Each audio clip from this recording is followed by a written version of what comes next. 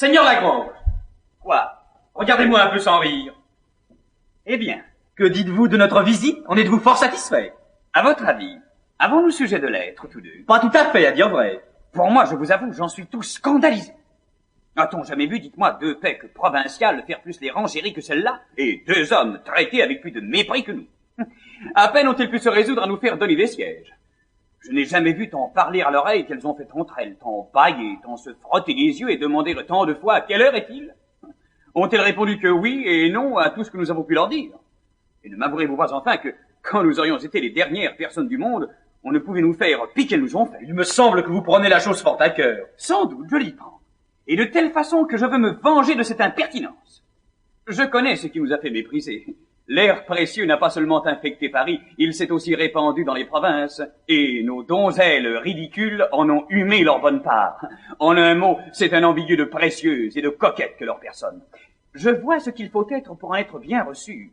Et si vous m'en croyez, nous leur jouerons tous deux une pièce qui leur fera voir leur sottise, et pourra leur apprendre à connaître un peu mieux leur monde. Et comment encore? J'ai un certain valet, nommé Mascarille, qui passe au sentiment de beaucoup de gens pour une manière de bel esprit, car il n'y a rien à meilleur marché que le bel esprit maintenant. C'est un extravagant qui s'est mis dans la tête de vouloir faire l'homme de condition.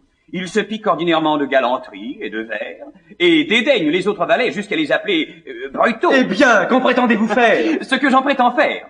Il faut... Mais sortons d'ici auparavant. Eh bien, vous avez vu ma nièce et ma fille. Les affaires iront-elles bien? Quel est le résultat de cette visite? C'est une chose que vous pourrez mieux apprendre d'elle que de nous.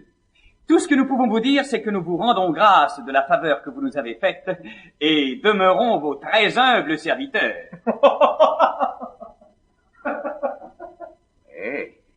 Il semble qu'ils sortent mal satisfaits d'ici. D'où pourrait venir leur mécontentement? Il faut savoir un peu ce que c'est. Voilà! Que désirez-vous, monsieur? Où sont vos maîtresses? Dans leur cabinet. Que font-elles? De la pommade.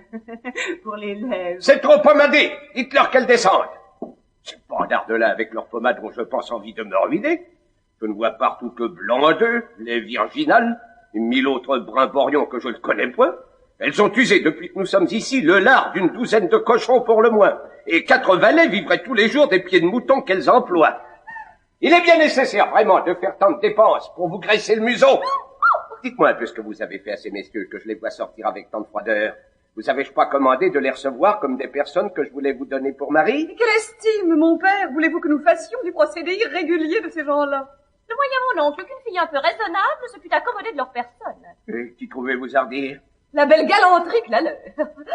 Quoi? Débuter d'abord par le mariage? Sample complete. Ready to continue?